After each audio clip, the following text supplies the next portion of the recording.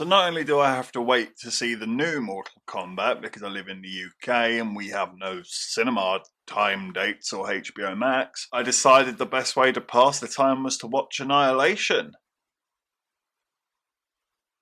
What was I thinking?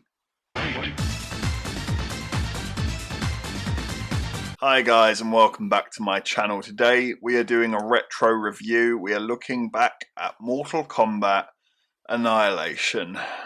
This should be a good one. So Mortal Kombat Annihilation is the sequel to the 1995 Mortal Kombat, which I have a review for. If you look further back in my catalogue, you'll find that if it interests you. And just to give you a summary, that film is not perfect by any means, but I enjoy it and I think it's fun, and I think that there are good moments pitted throughout a pretty awful film. It's passable, is how I would describe it. Annihilation, on the other hand, makes the original look like a fucking Salvador Dali painting. This is, in my humble opinion, the worst ever sequel to anything. It doesn't matter what, even if there is a sequel to a film that was made and was made purposely to be god-awful, it can't be worse than this. This is the king of shit. It, generally speaking, keeps the same characters from last time, although there is a few recasts here and there. You have a new Johnny Cage rather than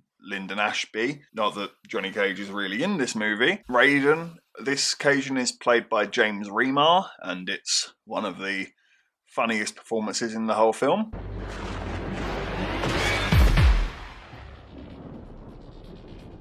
Never give up hope.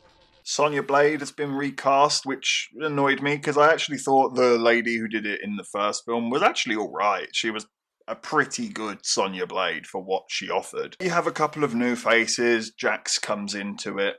Jade is briefly in the movie as well. So they are expanding and exploring Mortal Kombat lore. A bit, I should say, because they don't stick to any of the fucking lore at all. And while we're talking about the actors, even if people who were in the first one shined, like had moments of greatness with their character and had a bit of personality, they seem bored and completely devoid of emotion in this one. Liu Kang looks like he's here for a paycheck, and I don't blame him, frankly. You know what's going to happen with this film within the first 5 minutes. My initial instinct in that opening 5 minutes is, oh, Christ. No, no, no, no.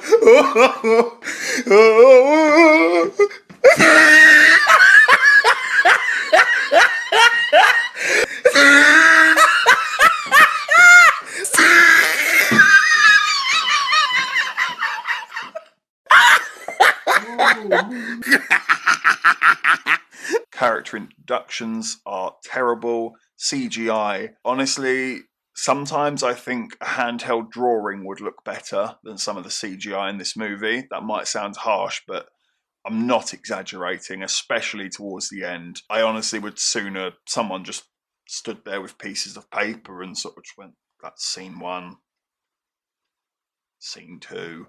I genuinely think that would have been better than some of the CGI here, because this is fucking atrocious. You can literally see it cutting into people. Like, people's shoulders will disappear because the green screen just is that bad and that undefined that it will just swallow parts of its characters. It's just, my god, there is no care at all in this film. Dialogue is hilarious. Thankfully hilarious.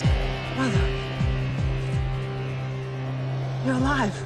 Too bad you will die.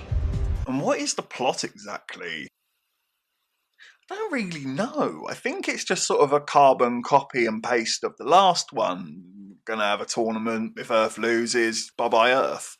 I think that's sort of what's going on, but I don't know. There seems to be a bit more to it. They don't explain it at all. They definitely just make things up as they go along. Nightwolf is in here to basically give Liu Kang an LSD trip. important part of a Mortal Kombat franchise, apparently. Taking LSD. Nightwolf is actually a really cool character, right? Well, I liked Nightwolf a lot, but he's literally in this for a scene, and he talks about animalities. Being a casual, that's just something I've heard of in the games. It's not something I know a lot about. But even as a casual, I'm sort of listening to this animality talk and going, we probably shouldn't do this. This sounds terrible. Then there's this thing as well about, I think they're butterflies, like robot butterfly tattoos come off of the villains when they die. Why? What for? Point, purpose, meaning, reasoning, any of it actually valid for any purpose at all other than just fling shit at a wall and hope for the best? Because I think it's that. Jax is atrocious in this film. He just whines and whinges constantly. His arms look atrocious. They literally look like what they are, just plastic wrapped around his original arm.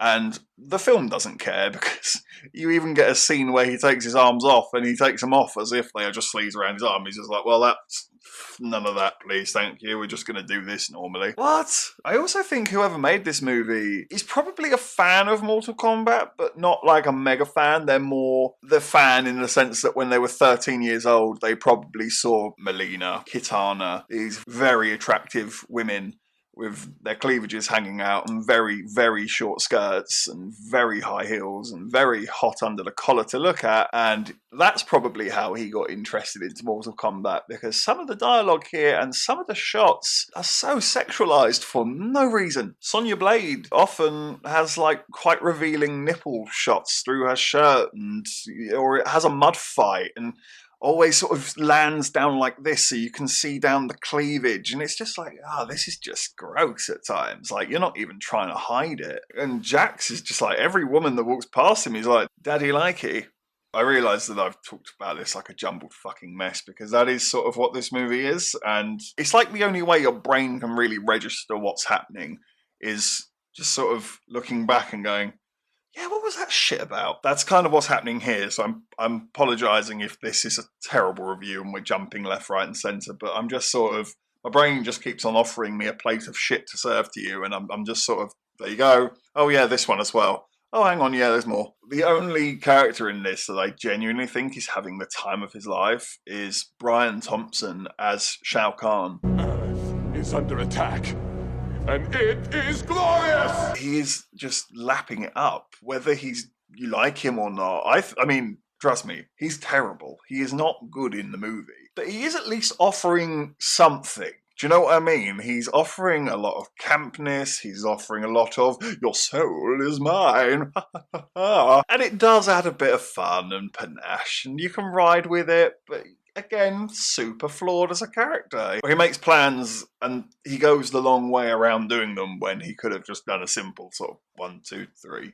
There you go, you're there. Instead, he decides to make a 2-hour movie to get there. Like, if you piss him off, you die. That's it. That's end of your day, end of your life. That's it. So I can only imagine what the recruitment process is like for his staff. The fights are pretty awful as well. They're very poorly edited. They're choppy. How many cuts in this take alone? You'd probably give someone an epileptic fit. And don't even get me started on this finish. Jesus Christ. What sort of finishing move is this?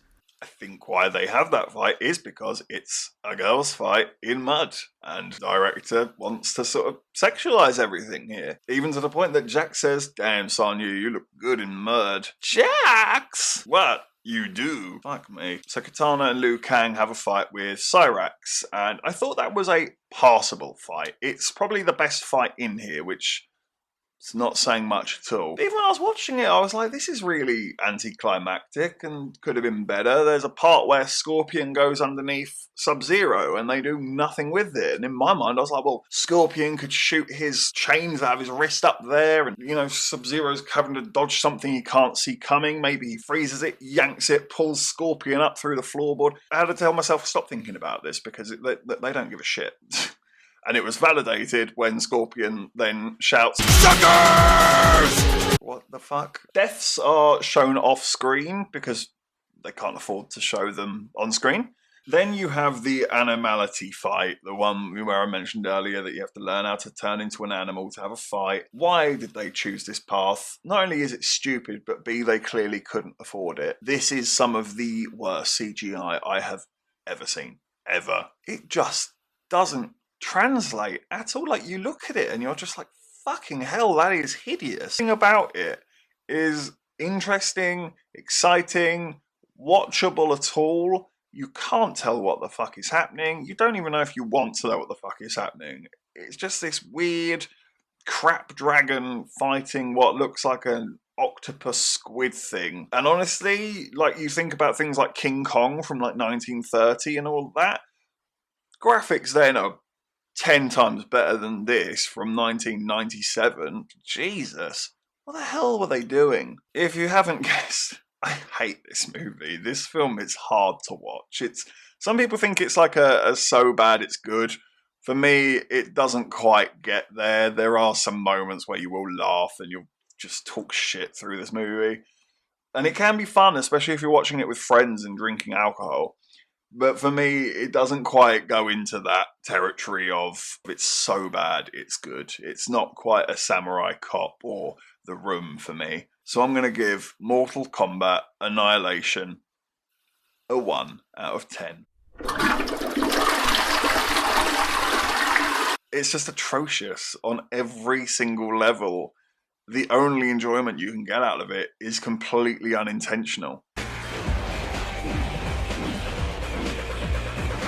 Thanks for watching this review. If you could leave a like, comment and subscribe, I look forward to seeing you on the next one.